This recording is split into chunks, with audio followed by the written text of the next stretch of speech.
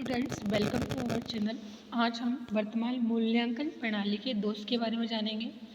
Limitations of current evaluation system.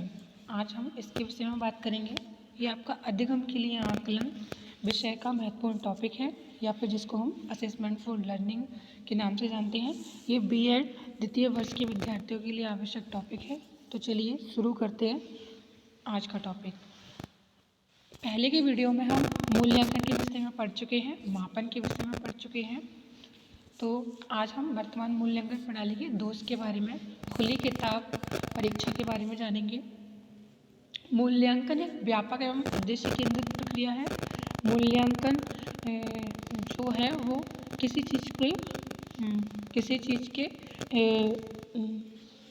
विकास के मूल्यांकन एक उद्देश्य केंद्रित प्रक्रिया है। शिक्षा के क्षेत्र में इसका काफ़ी महत्वपूर्ण स्थान है तथा शिक्षा को उद्देश्य केंद्रित बनाना इसका प्रमुख कार्य है। इस प्रक्रिया के आधार पर व्यक्ति के संपूर्ण व्यक्तित्व के विकास की जानकारी प्राप्त की जा सकती है। इसे व्यक्ति के व्यवहार का तुलनात्मक अध्ययन करने वाली एक सुव्यवस्थित प्रणाली के रूप में स्वीकार किया जा सकता है। तो ये था हमारा मूल्यांकन। अब हम मूल्यांकन के दोष के बारे में जान लेते हैं। शिक्षण में मूल्यांकन विधि का प्रयोग करने के लिए विशेष प्रशिक्षण की आवश्यकता होती है। यानी कि वही व्यक्ति शिक्षण में मूल्यांकन विधि का प्रयोग कर सकता है जिसने खुद अच्छे से उसका प्रशिक्षण या विशेष प्रशिक्षण प्राप्त किया हो, वरना मूल्यांकन प्रणाली सही नहीं रहती, कारगर नहीं रहती तथा मूल्यांकन प्रक्रिया सही से संपन्न नहीं हो पाती। नेक्स्ट पॉइंट की बात करें तो विषय वस्तु तथा शिक्षण उद्देश्यों के विश्लेषण की तालिका वस्तुनिष्ठ नहीं होती। जो विषय वस्तु है उसका जो शिक्षण उद्देश्य है, उनके जो शिक्षण उद्देश्यों की यानी कि जो टीचिंग ऑब्जेक्ट्स होते हैं उनका विश्लेषण की तालिका या लिस्ट वस्तुनिष्ठ नहीं होती। इसके बाद नेक्स्ट पॉइंट की बात करें तो शिक्षण तथा परीक्षण बिंदुओं के निर्धारण के लिए कोई भी प्रमाणिक मानदंड उपलब्ध नहीं है। टीचिंग ऑब्जेक्ट या फिर टीचिंग पॉइंट्स के डिटर्मिनेशन के लिए कोई भी प्रमाणिक मानदंड या स्टैंडर्ड अवेलेबल नहीं है, इसलिए मूल्यांकन प्रक्रिया सही से संपन्न नहीं हो पाती है। इसके अलावा मूल्यांकन विधि के कार्यान्वयन में शिक्षक रुचि कम लेते हैं।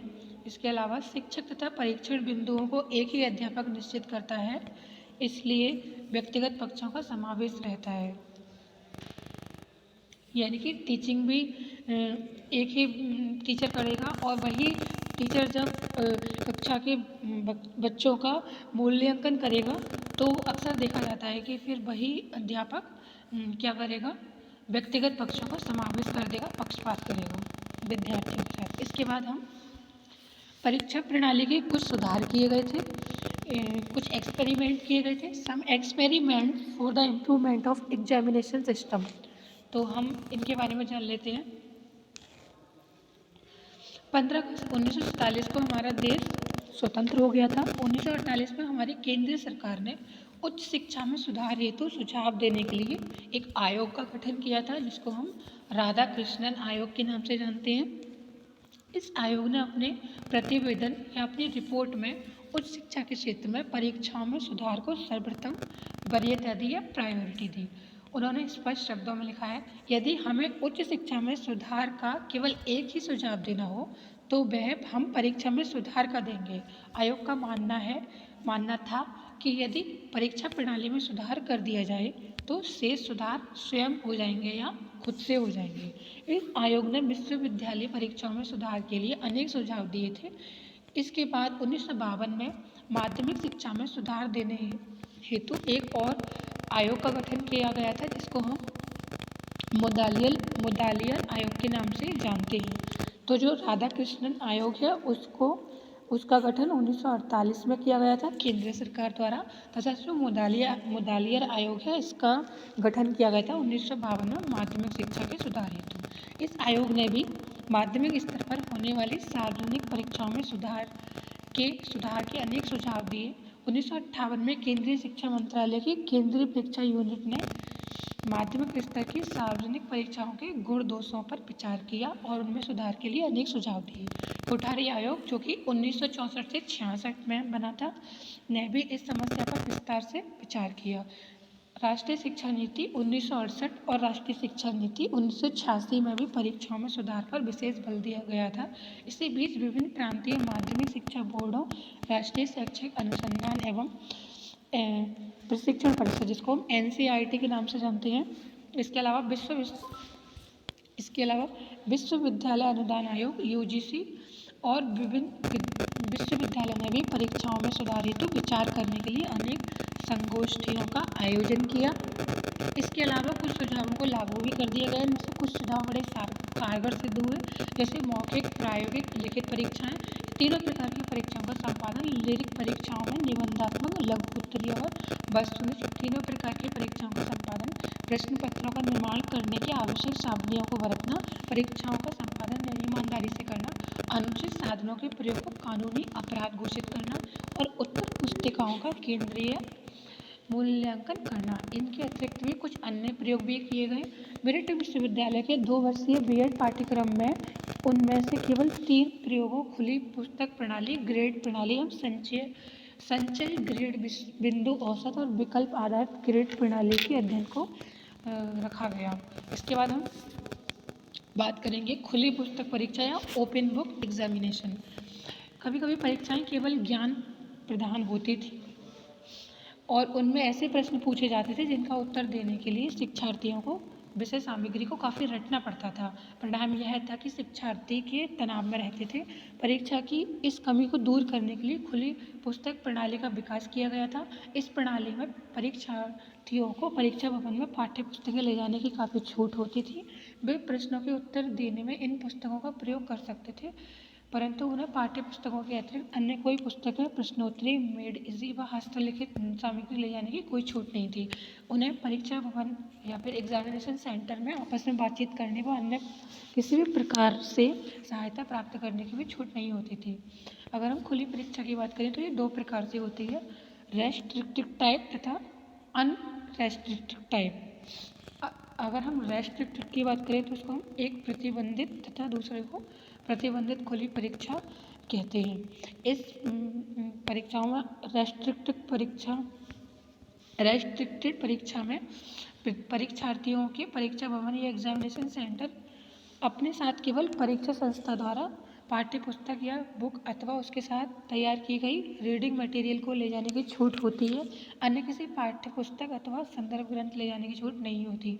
हमारे देश में इस प्रकार की परीक्षा कई राज्यों में केंद्रीय माध्यमिक शिक्षा परिषद यानी कि CBSE की 9वीं व 11वीं की परीक्षा में कराई जा रही है। इसे ओपन टेक्स्ट बेस्ड असेसमेंट कहा जाता है। इसके विपरीत अप्रतिबंधित खुली पुस्तक परीक्षा में परीक्षार्थियों को कोई भी पाठ्य पुस्तक और संदर्भ ग्रंथ परीक्षा भवन में ले जाने की छूट होती है, लेकिन प्रश्नोत्तरी, मेडिजी व हस्तलिखित सामग्री ले जाने की छूट नहीं होती है। इस प्रकार की अप्रतिबंधित खुली पुस्तक परीक्षा का प्रयोग हमारे देश में उत्तर प्रदेश सरकार ने सार्वजनिक परीक्षा में किया था, परंतु असफल रहा।